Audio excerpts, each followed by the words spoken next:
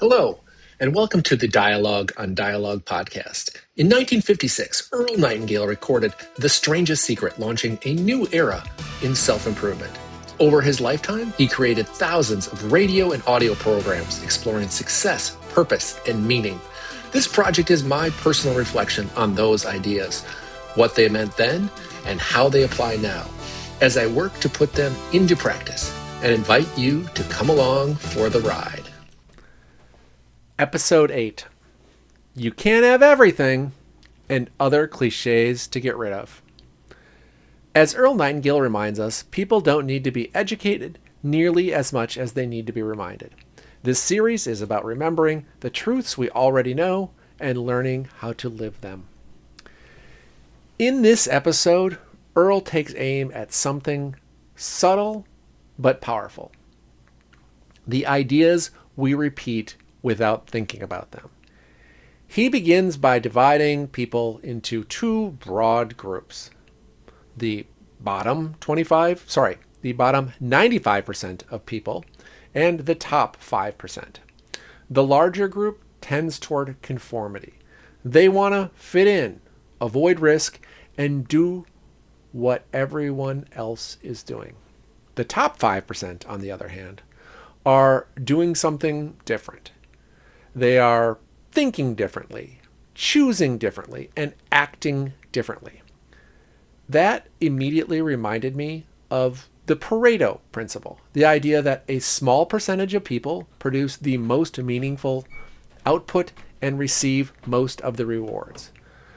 What struck me in this tension Earl highlights is many people say they want to be unique and special, but then organize their lives to look exactly like everyone else's. You can't stand out by blending in. From here, Earl moves into one of the most practical parts of this episode, his critique of cliches. Cliches are the mental shortcuts. They allow us to stop thinking. They feel wise because they feel familiar, but often they quietly limit our behavior and expectations. We repeat them automatically, and then we live as if they are laws of nature. Two cliches in particular really bug Earl. The first is, it's too good to be true. Earl rejects this outright.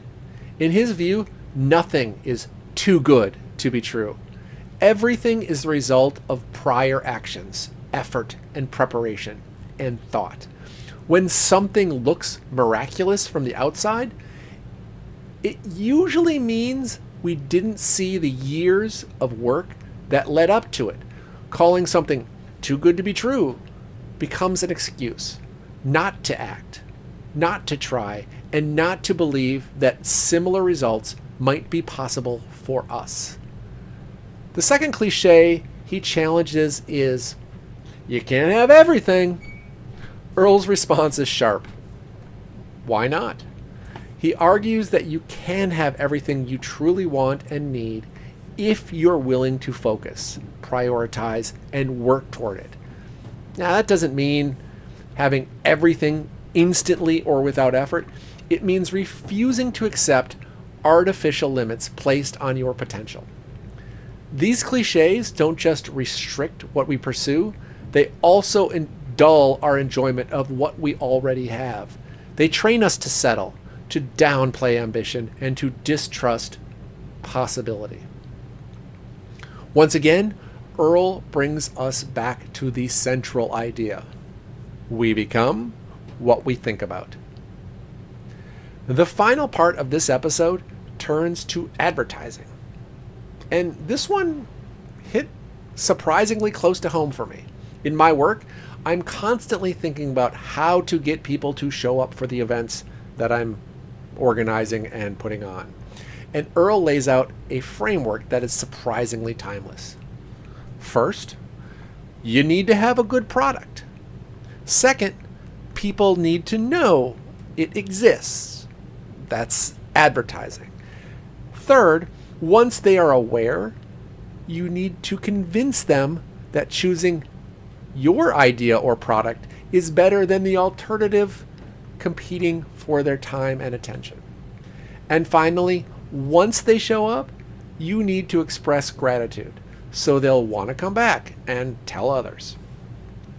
What struck me is that this isn't just about advertising events. It's about communicating value in any area of our life.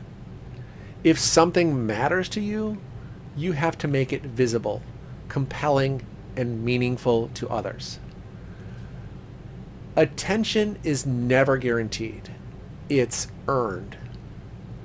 So, episode 8 leaves me with this as a reminder. If you want uncommon results, you can't rely on common thinking. Question the clichés that you live by. Refuse the shortcuts that limit your potential. And remember, possibility expands when thinking does. Until next time, remember, the answers are older than we are and just as relevant today.